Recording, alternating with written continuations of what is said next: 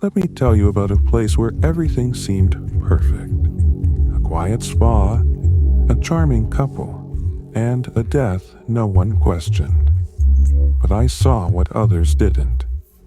What seemed like an accident hit a cold, calculated plan. Do you want to know how I discovered it?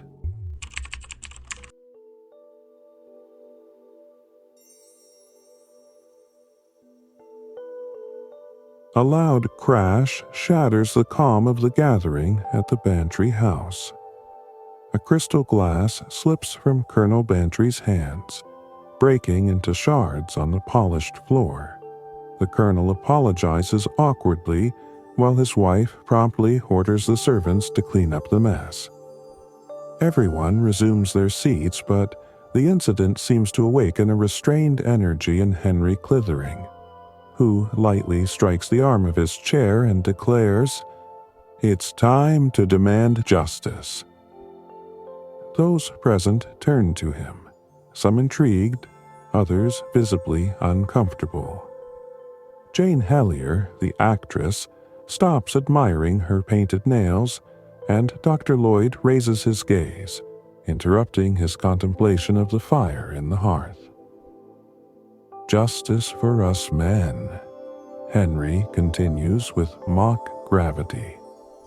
"We've already told our best tales, yet the ladies have maintained a convenient and elegant silence.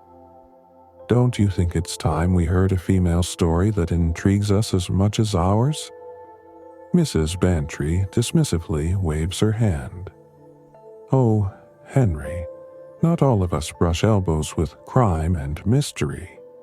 I, for instance, have never been surrounded by blood or murders." "Bah, excuses," Henry replies enthusiastically. "I'm sure one of you has something fascinating to tell. Miss Marple, you seem to observe the world with very keen eyes. What do you say?" Miss Marple, sitting upright with her hands on her lap, tilts her head with a modest smile.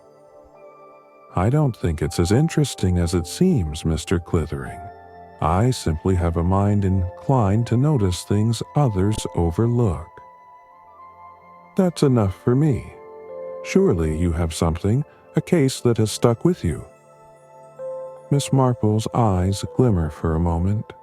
She falls silent, as if dusting off a corner of her memory. Finally, she speaks in a calm yet firm voice. "Well, now that you mention it, I do remember one. It was a true tragedy. A Christmas tragedy." The air in the room changes. Everyone leans slightly forward, as if something in Miss Marple's tone has sparked a thread of anticipation in their minds. "It happened at a spa, Keston Spa, a few years ago," she continues, adjusting her glasses. "There was a married couple that caught my attention from the start. The Sanders. They seemed like an ordinary couple, but he had something in his gaze that I found troubling." Miss Marple pauses, a moment laden with significance, and the guests scarcely dare to breathe. "I knew from the very first moment that man wanted to get rid of his wife." The actress Jane Hellier gasps, bringing a hand to her chest. "But how dreadful! How did you know?" Miss Marple smiles enigmatically. "Let's just say it was a certainty born from observing his small gestures. But it's not always easy to convince others of what you know without evidence." The listeners remain silent, captivated by the story before it has even truly begun. The afternoon was cool and sunny when Miss Marple arrived at Keston Spa. The building, an elegant manor surrounded by well-kept gardens, looked promising. Around her, groups of guests strolled leisurely along the paths or sipped tea on the terraces. Everything exuded an atmosphere of tranquility, But Miss Marple knew from experience that appearances could always be deceiving. Upon checking in, she soon noticed the Sanders. It was hard not to. Mr. Sanders, a burly and self-assured man, dominated every scene. His deep, jovial voice echoed as he greeted other guests with a broad smile and a camaraderie that seemed too calculated to be sincere. Beside him, Gladys Sanders was the complete opposite. A thin woman with a nervous expression who kept her eyes downcast and spoke in whispers when addressed. Miss Marple couldn't help but wonder what held such a mismatched couple together. During her first dinner at the spa, the Sanders shared a table with Miss Marple and other guests. The conversation was lively, but there was a moment that particularly caught Miss Marple's attention. Mr. Sanders, while recounting anecdotes from his past as a sailor, extended his hand to pour a little wine for his wife. It was a perfectly courteous gesture, but the deliberate pressure with which he set the bottle on the table, right at the edge, made Miss Marple take a closer look.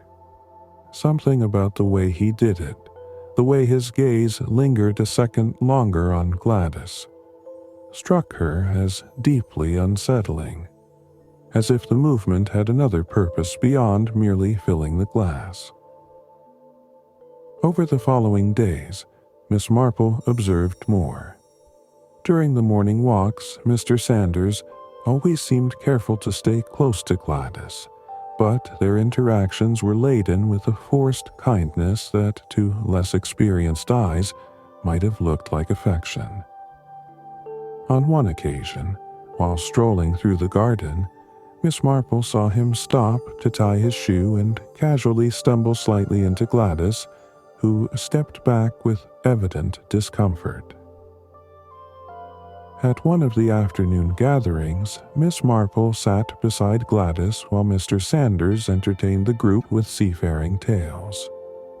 With caution, she directed a few kind questions about her life and marriage. Though Gladys replied with short and evasive phrases, Miss Marple noticed her hands nervously clutching the edge of the tablecloth, as though she feared that any word spoken too loudly might unleash disaster. That night, while knitting by her bedroom window, Miss Marple couldn't shake an oppressive feeling. Something was wrong. Mr. Sanders wasn't just a controlling or unpleasant man. There was something darker, more deliberate about his behavior, and though she had no evidence, the certainty settled firmly in her mind. That man was planning something terrible, something involving his wife. The dilemma before her was clear. What to do with this intuition? She couldn't go to the authorities without evidence, and a direct warning to Gladys might be worse than useless. Still, she couldn't ignore what her instincts told her. Gladys was in danger, and Miss Marple had to find a way to protect her. The sky was overcast that morning at the spa, and Miss Marple, with her usual discretion, began to pay closer attention to the Sanders. Mr. Sanders seemed increasingly expansive with the other guests, as though cultivating a reputation for affability. Gladys, on the other hand, appeared more withdrawn, often absorbed in solitary activities, or slipping away to the library to read. Miss Marple used those mornings to engage in strategic conversations with the spa's staff. During a chat with the manager, a pleasant man named Mr. Harrington, she discovered that the Sanders had not been married long.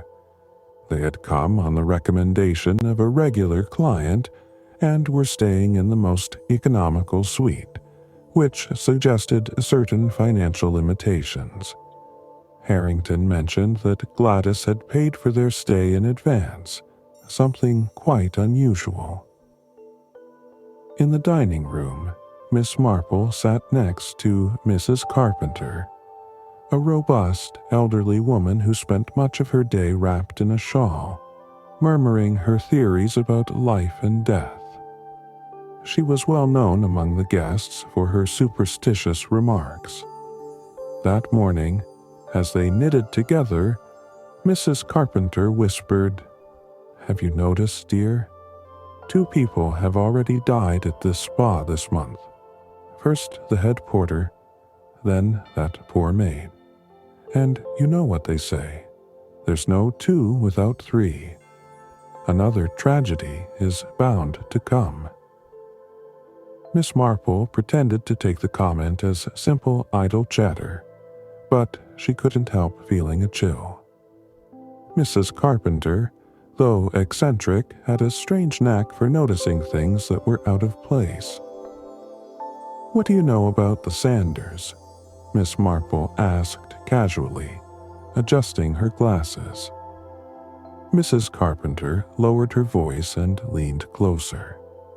"He's a charming man, but I don't trust charmers. Don't you think there's something dark behind that smile? And she, poor creature, looks like a fly caught in a web. They say she married quickly, very quickly. Perhaps too quickly." Mrs. Carpenter's words aligned with Miss Marple's own observations. Later, she confirmed more details while speaking with Mary, one of the spa's maids. Almost unwittingly, Mary mentioned overhearing Gladys say that she had a small inheritance from her mother, which kept the marriage afloat. Her husband, on the other hand, had held several jobs since leaving the Navy, but none of them lasted long. As Mary spoke, she paused to glance around and then whispered, "I shouldn't say this, but I heard Mr. Sanders asking the manager if the spa had insurance policies for its guests. That's not something someone asks out of idle curiosity, is it?" Miss Marple, always attentive to small details, knew that this information was no coincidence. A clearer picture began to form in her mind. Gladys, the financial support of the marriage, and Sanders, a man seemingly willing to do anything to take advantage of the situation. The elderly woman decided then to spend more time near Gladys. On a quiet afternoon, while the other ladies played bridge, Miss Marple found Gladys sitting in a corner of the garden, seemingly lost in thought. "It's a lovely place to reflect, don't you think?" Miss Marple said, as she carefully seated herself on a nearby bench. Gladys smiled faintly but didn't reply. She seemed relieved to have company, though her gaze carried an undertone of unease.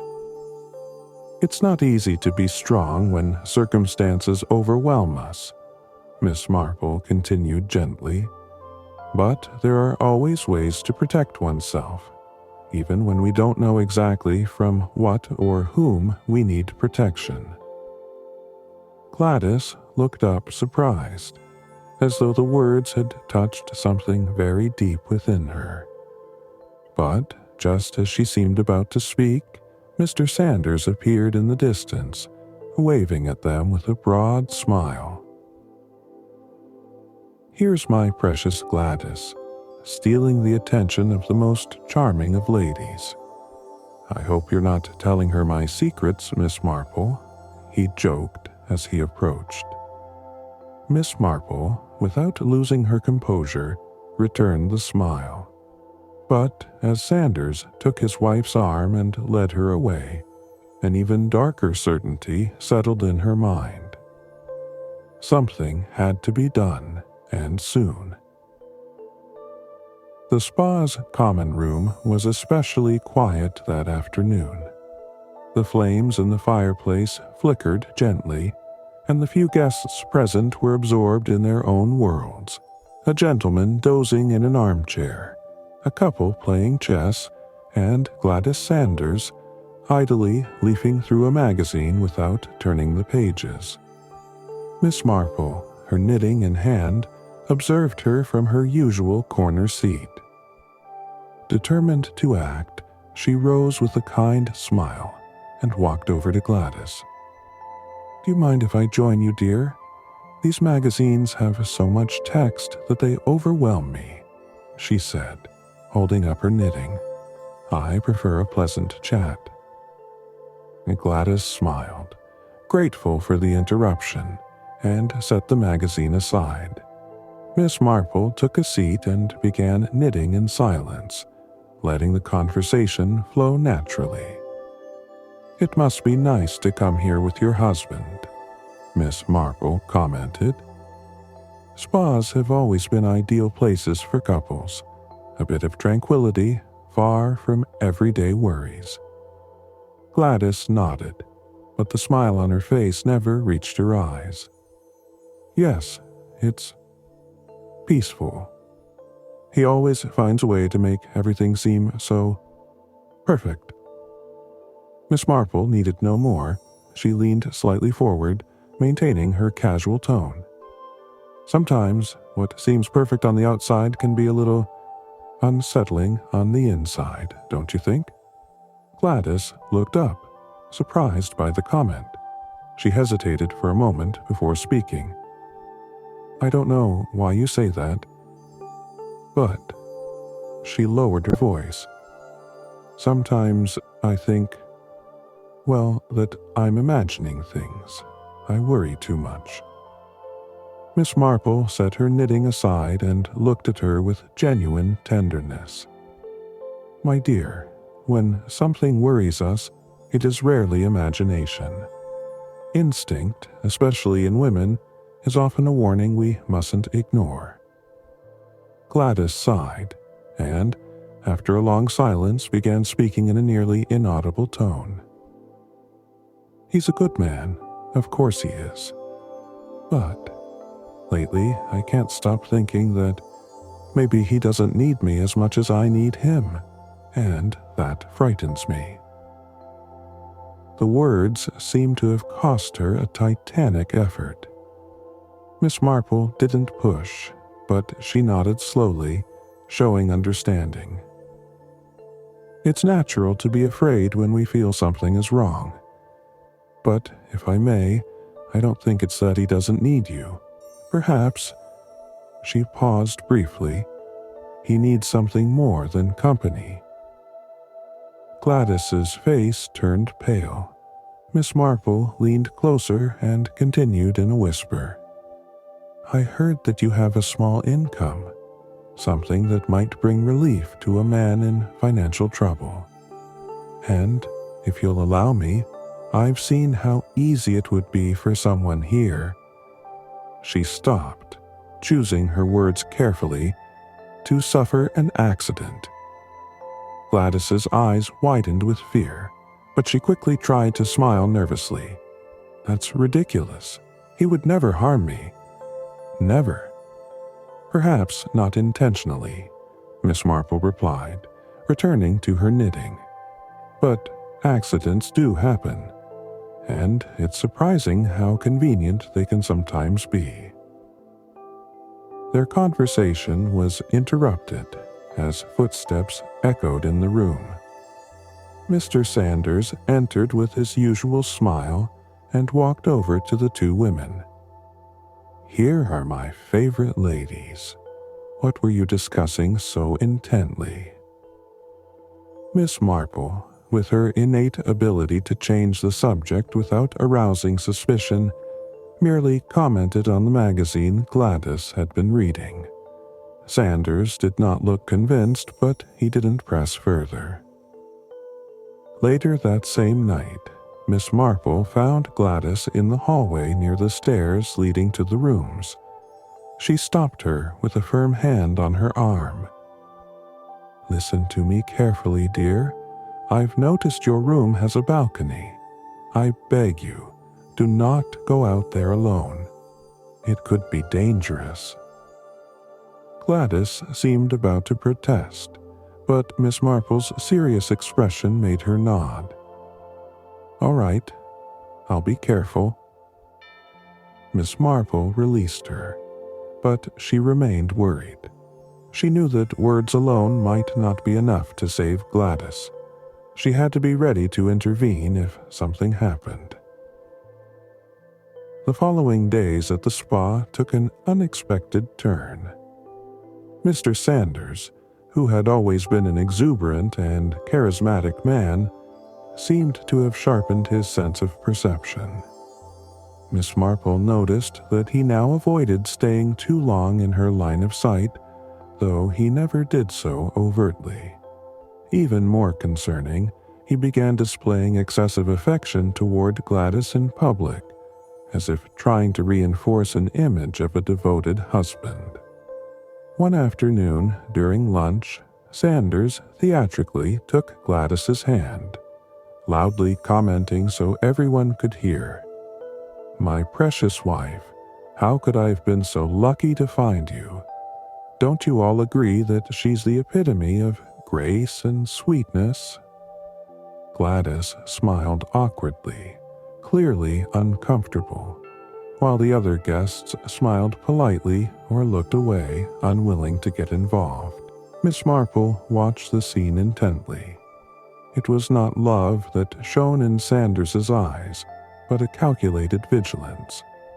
That man knew he was being observed and adjusted his performance accordingly. Later, in the garden, Miss Marple took advantage of a walk with Mrs. Carpenter to share her concerns.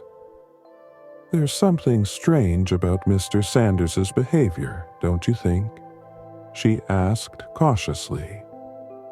Mrs. Carpenter paused for a moment, leaning on her cane. Her gaze darkened. "Oh dear, you always see things where there's nothing. Marriages have their ups and downs, but he seems like such a charming husband. I'm sure you're exaggerating." Miss Marple didn't insist, though she knew that dismissing her observations wasn't unusual.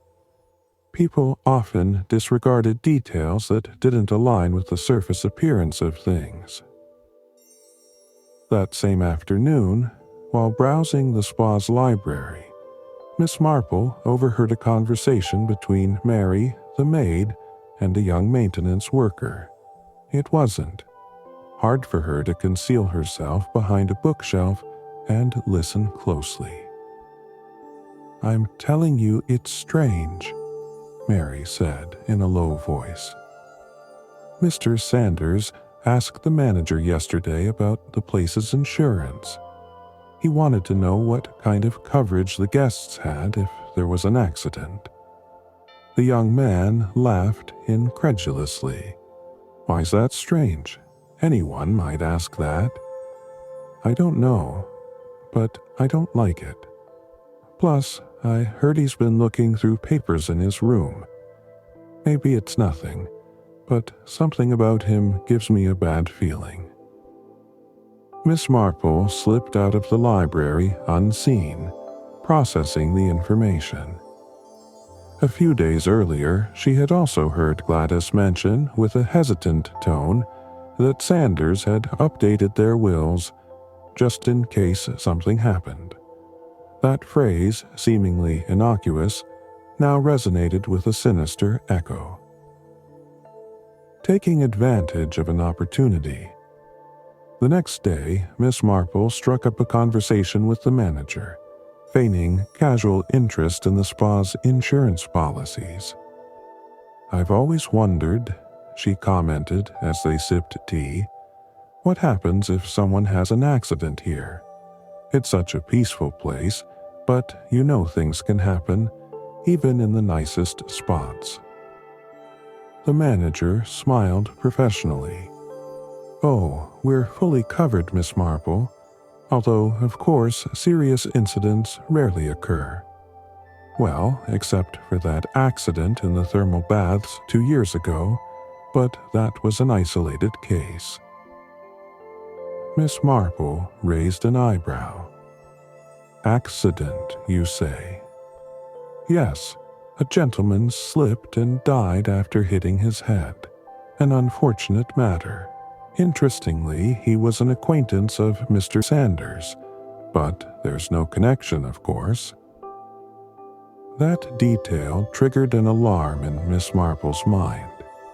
Somehow Sanders had been present at least 2 serious incidents, including this one and a fishing accident Gladys had casually mentioned, in which one of Mr. Sanders's friends had died after falling into the water.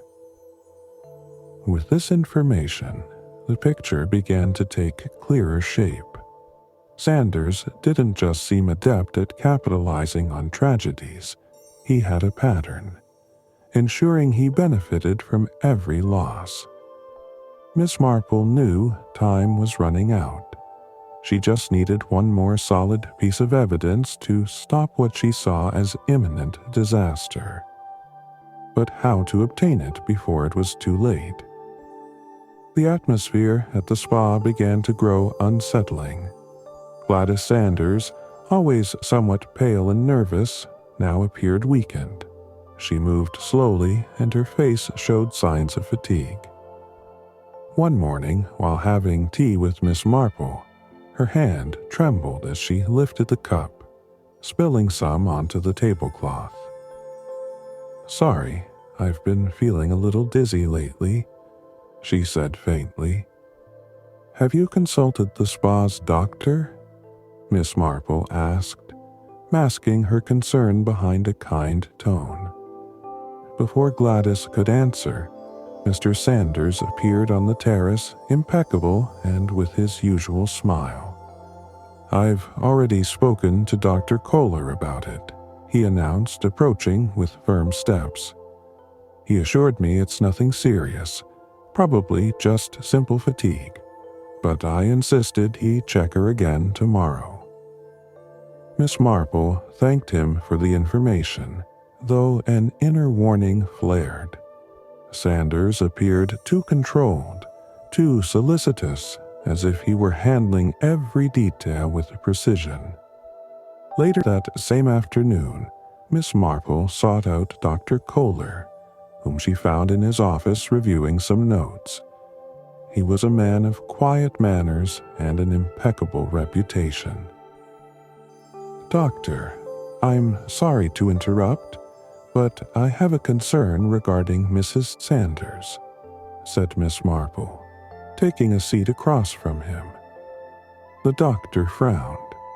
"Yes, her husband mentioned it to me. It seems like simple weakness, but I'll run more tests tomorrow. Why do you ask?" Miss Marple chose her words carefully. "I know this may sound alarmist, but have you considered the possibility of progressive poisoning? Some substances can go unnoticed, especially if administered in small doses." The doctor was silent for a moment, surprised by the suggestion. "That's an unusual theory, Miss Marple, but I have no evidence to support it. Although, now that you mention it, her symptoms could align with something of that nature. I'll run the necessary analyses." Miss Marple nodded, satisfied that the doctor would heed her warning. However, she knew she would need more than the doctor's attention to stop Mr. Sanders if her suspicions were correct. That night, the spa filled with murmurs and laughter. Mr. Sanders had organized an impromptu social event in the main lounge. He convinced several guests to join a game of bridge and a piano recital offered by Jane Hellier, who had agreed enthusiastically. Everything seemed designed to distract attention from any possible suspicious moves. Miss Marple, ever observant, noticed how Sanders ensured that Gladys remained seated beside him. He watched her with a mix of superficial affection and an odd intensity that wouldn't escape a discerning eye. Each time Gladys tried to stand, he offered her another glass of champagne or drew her into conversation keeping her firmly in place. "I don't feel well. Perhaps I should retire," murmured Gladys at one point, attempting to rise from the table. Sanders stopped her with a reassuring smile, placing a firm hand on her arm. "Dear, it's just a little fatigue. Stay a while longer. I'm sure it'll do you good to be surrounded by friends." Miss Marple, watching discreetly from a safe distance, missed nothing of the interaction. She knew with chilling certainty that the evening was being used for something more. Sanders was not a man to leave anything to chance.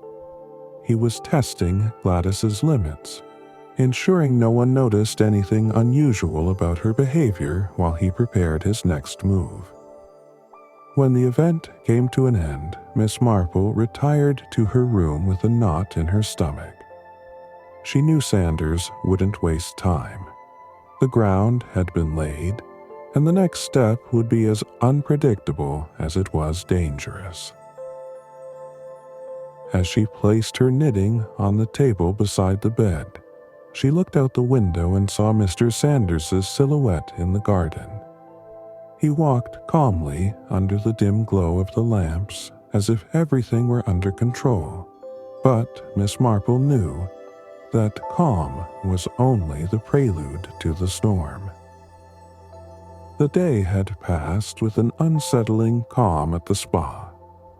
The guests enjoyed a light dinner and retired early to their rooms, worn out from the day's activities.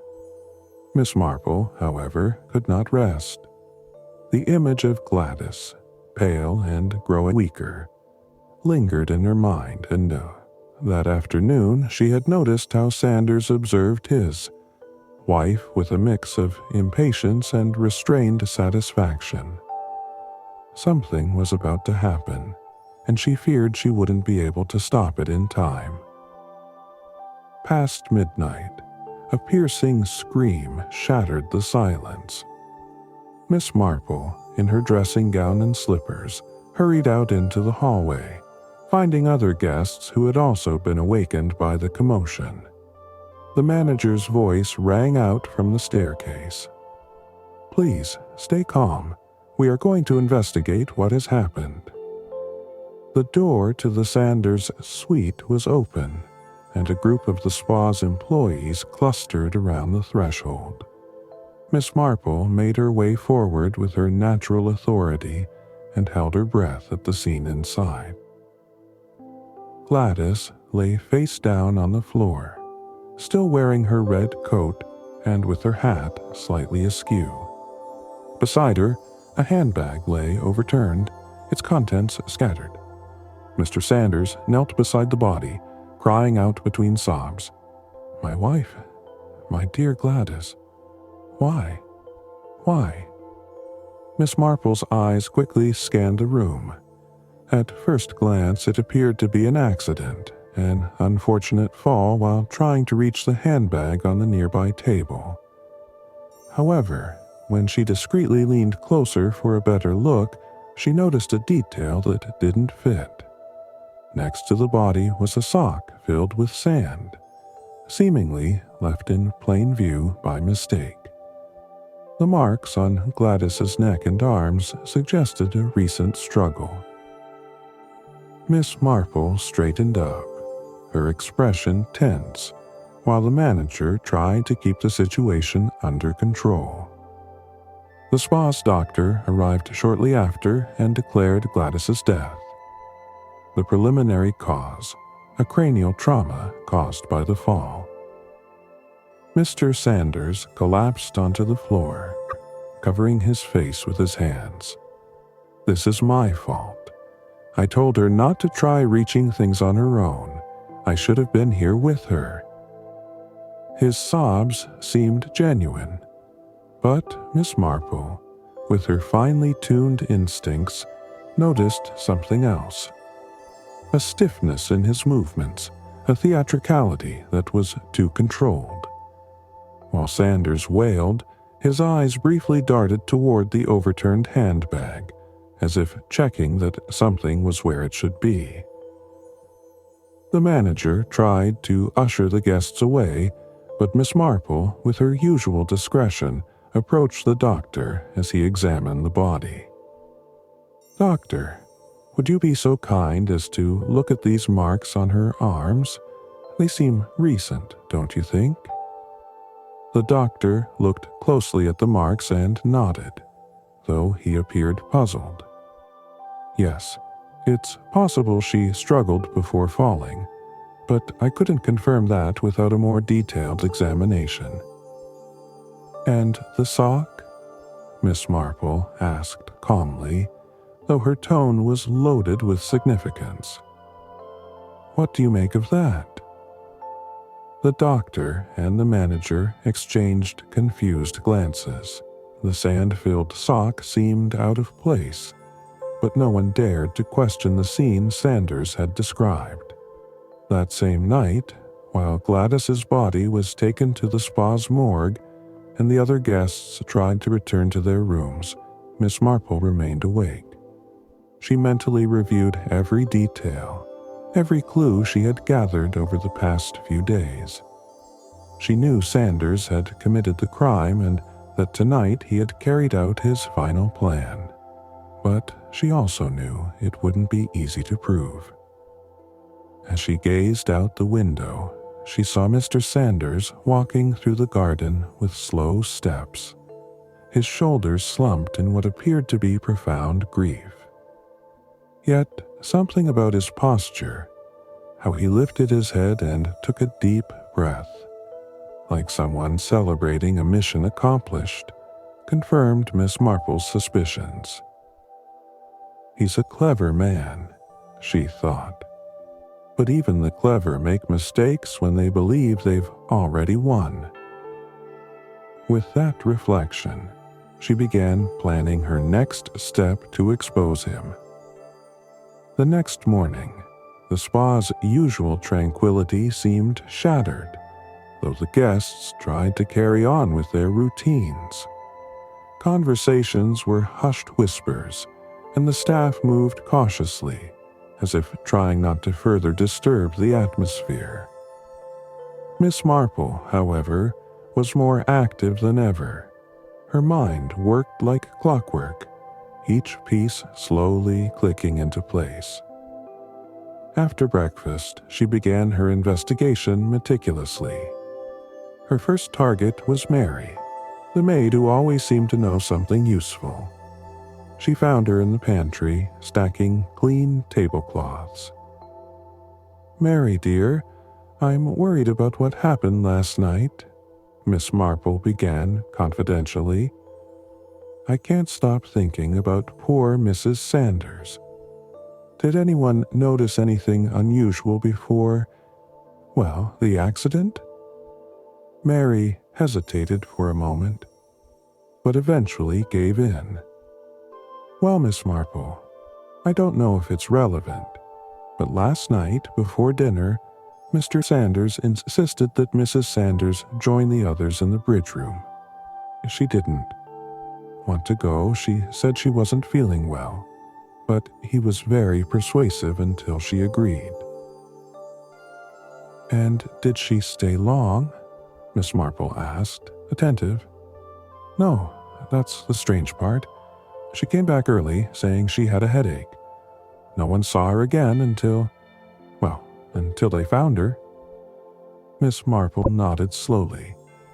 That partial alibi fit a little too well. Sanders had ensured that no one else saw Gladys during the critical hours. Thanking Mary, she decided to continue investigating. The next step was the spa's storeroom. During her morning walks, Miss Marple had often noticed the staff unloading supplies there, and she knew it was a good place to gather rumors. She found a young worker stacking boxes and, with her usual blend of charm and persuasion, struck up a conversation. "What kind of things do you keep here?" she asked casually, looking around. "A bit of everything, ma'am," the young man replied. from kitchen provisions to maintenance materials. Miss Marple pointed to a corner where a half-open sack of sand sat. "Oh, curious. Do you always keep sand here? I wouldn't think you'd need it in a place like this."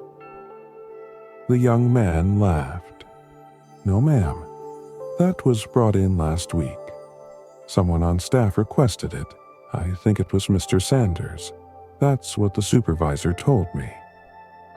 Miss Marple kept a neutral expression, but her mind began to race.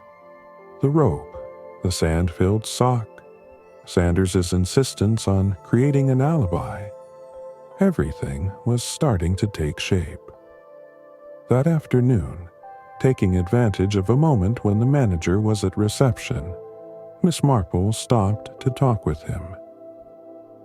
"I hope you don't mind my curiosity, Mr. Harrington, but I've been thinking about last night's terrible incident. Have there been similar occurrences in the past?" The manager sighed, visibly troubled. "Nothing like this, Miss Marple. Although, I must admit, strange things have been happening lately. For instance, Mr. Sanders requested a rope a few days ago. He said it was to fix something in his room, but now that I think about it, we never got it back." Miss Marple felt the final piece of the puzzle fall into place. Sanders had carefully planned everything, from acquiring the rope and sand to manipulating the situation so Gladys's death appeared accidental. However, his plan had cracks, and Miss Marple knew that with the evidence she had gathered, she could expose him. That evening, while most of the guests retired early, Miss Marple remained in the common room, pondering her next move. The truth was nearly fully uncovered, but she still needed someone to turn that evidence into concrete action. The police. And she had just the right person in mind to help take the next step. The confrontation occurred in the reading room, a quiet space where few guests ventured, especially after the recent scandal. Miss Marple, with her usual composure and a teacup in hand, waited until Mr. Sanders, impeccably dressed as always, entered looking for a newspaper. "Mr. Sanders, what a coincidence to find you here," she said with a polite smile. Sanders hesitated for an instant, but responded with the same cordiality he had always displayed in public. "Miss Marple, I hope you're feeling better after, well, last night's events. We've all been deeply affected." "Oh, yes. The death of your wife is a very hard blow. I hope you don't mind if I keep you company for a moment. There's something I've been thinking about, and I wondered if you could help me clarify it." Sanders raised an eyebrow but showed no sign of discomfort. "Of course. Always happy to help." Miss Marple set the teacup down on the table and clasped her hands in her lap. "It's about that night. I've been mulling over a few details. For instance, the rope you requested from the storeroom attendant. Did you actually use it to fix something in your room?" Sanders didn't lose his composure.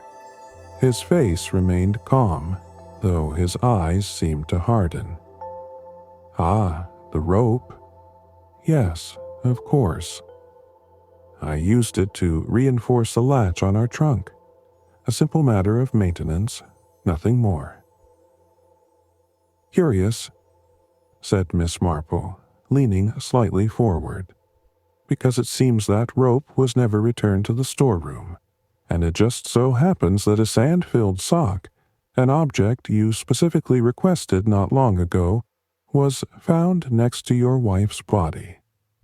Don't you think that's a peculiar coincidence?" Sanders let out a short, humorless laugh. Miss Marple, I understand this must be fascinating for someone with a penchant for mysteries, but I think your imagination is running wild. My wife suffered a tragic accident. Any suggestion otherwise has no foundation.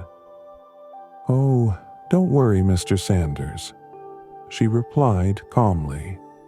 I would never accuse anyone without solid evidence.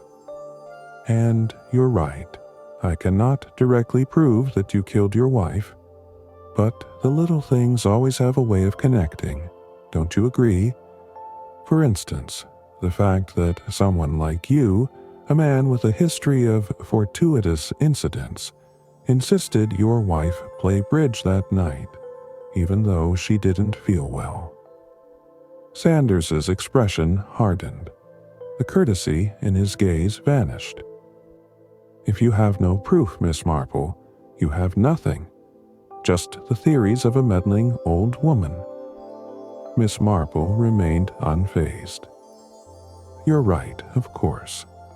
That's why I consulted an old friend, Henry Clithering. Perhaps the name sounds familiar. He used to be Commissioner of Scotland Yard and now works as a consultant on complex cases. He found my observations interesting.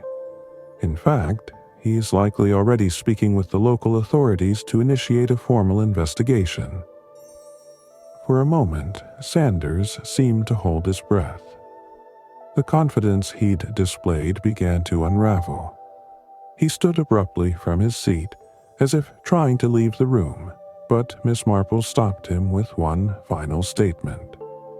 You know, murderers always make a mistake. You left too many loose ends. The rope, the sand, the marks on your wife's body, and your half-baked alibi. Each detail may seem trivial on its own, but when brought together, it paints a very convincing picture. And the authorities know how to put the pieces together. Sanders stared at her with a mixture of fury and contained panic, but didn't respond. Finally, he left the room without saying a word, slamming the door shut with far too much force.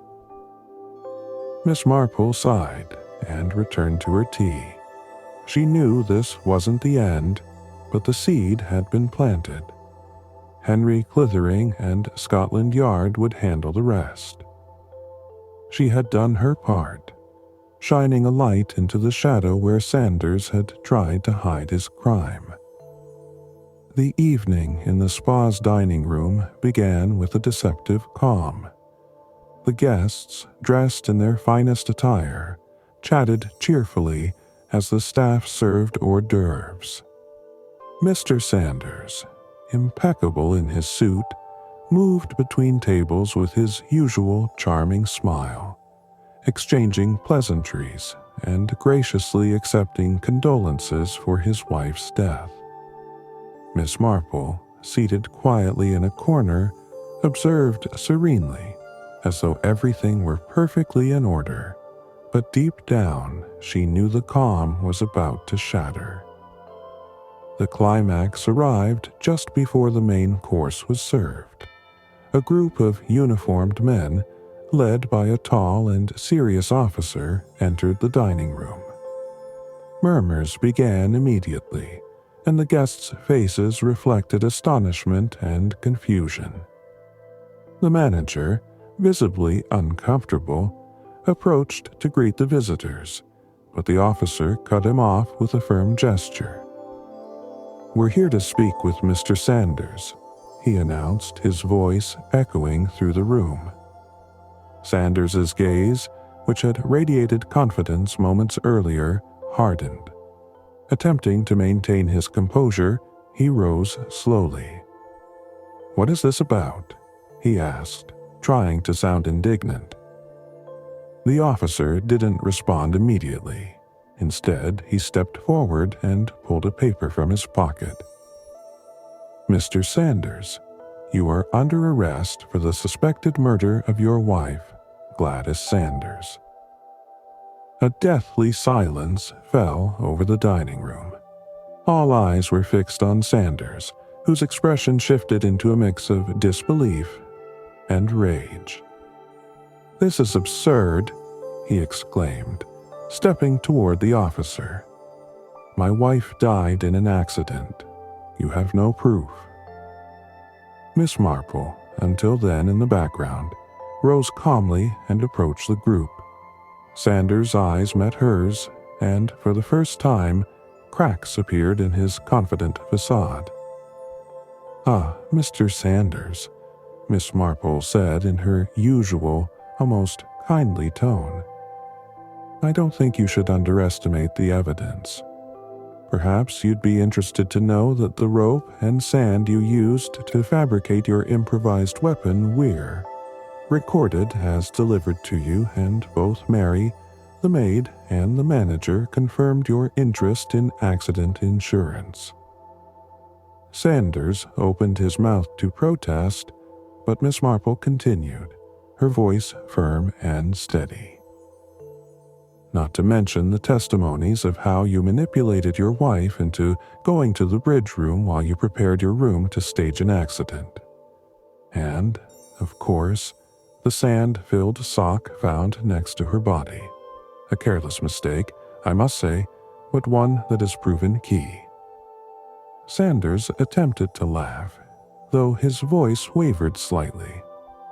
"Those are mere coincidences, suppositions. You can't prove anything." At that moment, the officer intervened. "You may not be so sure of that, Mr. Sanders. We believe the gathered evidence will be more than enough to take this case to trial." As the police escorted him out of the dining room, the guests' murmurs swelled into a torrent of questions and speculation. Miss Marple returned to her seat with impressive composure, as though she had just solved a simple crossword puzzle rather than a murder. That same night, as she packed her belongings in her room, she reflected on the case. Sanders had been a clever man, but his arrogance had led him to underestimate those around him.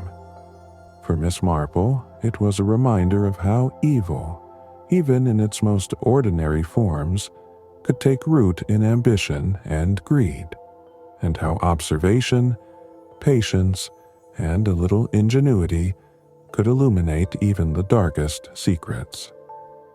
The next morning, as the car taking her to the station pulled away from the spa, Miss Marple looked back one last time at the building. She knew the place would soon return to its peaceful routine, but for her, it would remain yet another stage where the banality of evil had shown its face, and where it had been defeated.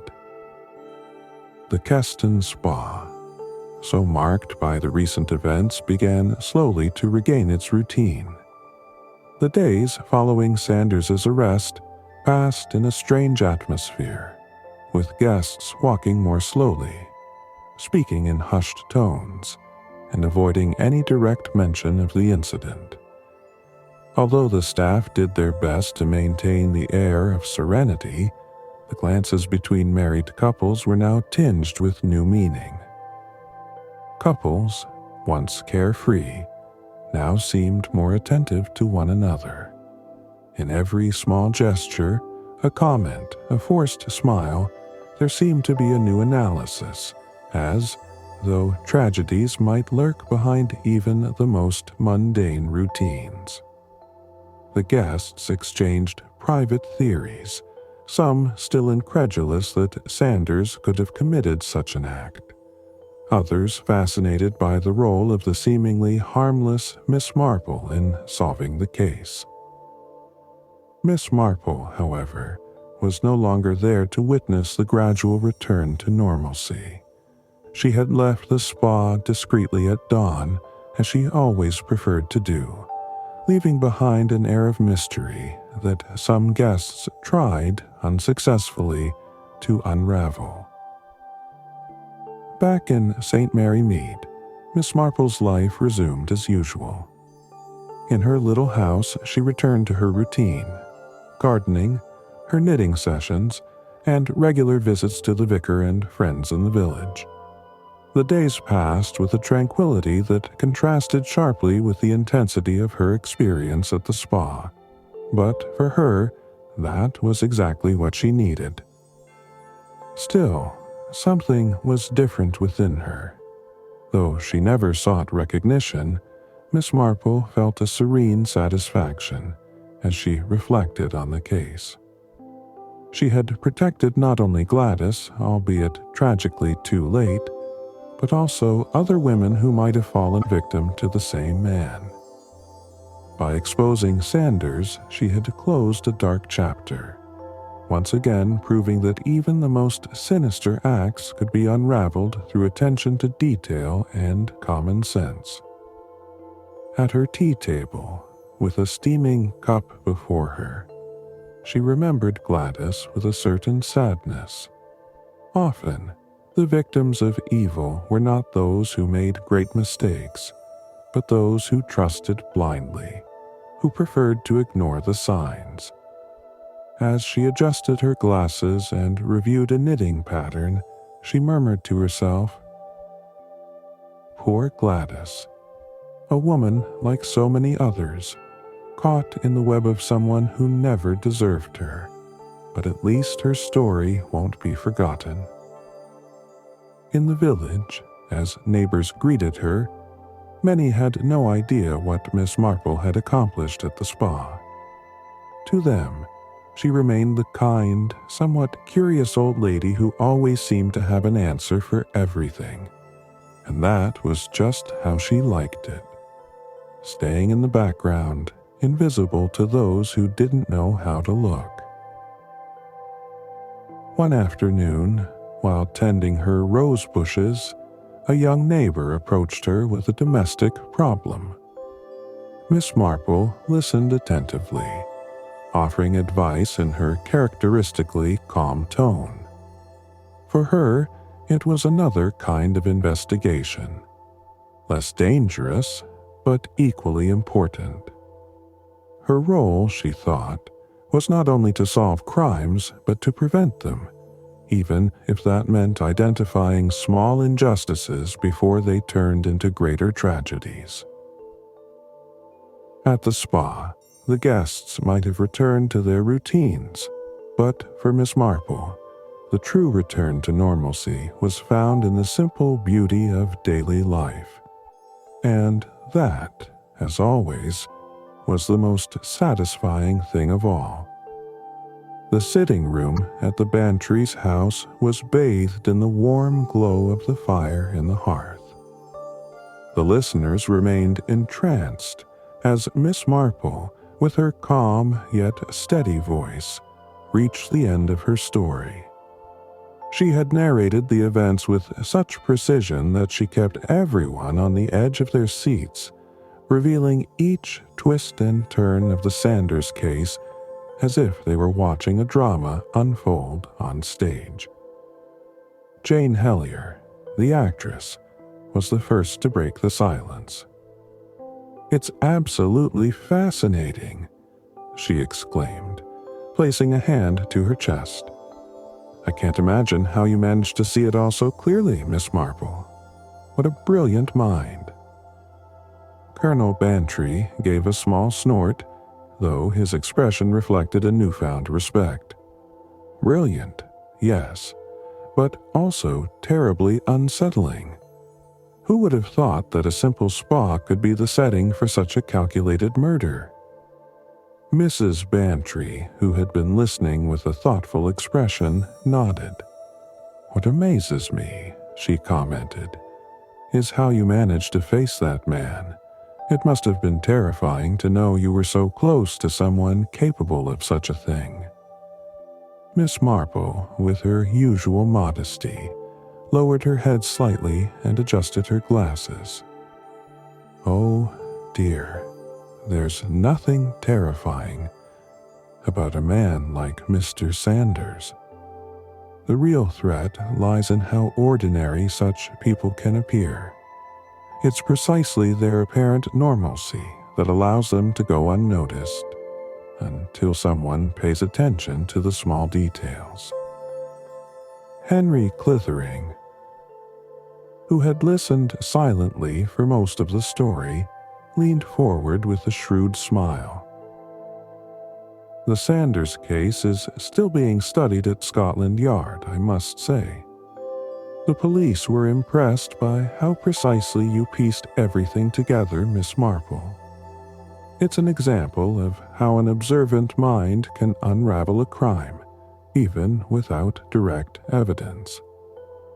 The chief inspector told me it was your intervention that made all the difference. Miss Marple looked up, a slight smile on her lips.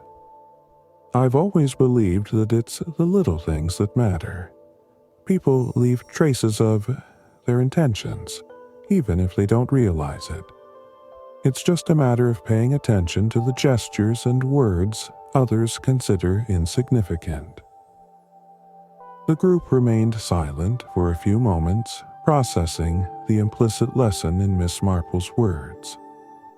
Finally, Jane Hellier broke the silence with a nervous laugh. Well, after this story, I doubt I'll ever look at marriages the same way again. Who knows what secrets might be hiding behind those perfect smiles? The comment prompted general laughter, lightening the heavy atmosphere left by the story. Meanwhile, Miss Marple calmly picked up her knitting and began working on it again, as if nothing extraordinary had happened. The gathering continued, but Henry Clithering couldn't help but observe the elderly woman with a mixture of admiration and wonder. There she sat, a seemingly simple woman, who, from her small village, had uncovered dark truths that others would never have perceived. Miss Marple, aware of Henry's gaze, looked up and offered another of her humble smiles. It was enough for her to know that, at least this time, she had helped save lives and expose evil for what it was. All thanks to her sharp wit and steady determination. There she sat, a seemingly simple woman, who, from her small village, had uncovered dark truths that others would never have perceived. Miss Marple, aware of Henry's gaze, looked up and offered another of her humble smiles. It was enough for her to know that, at least this time, she had helped save lives and expose evil for what it was. All thanks to her sharp wit and steady determination.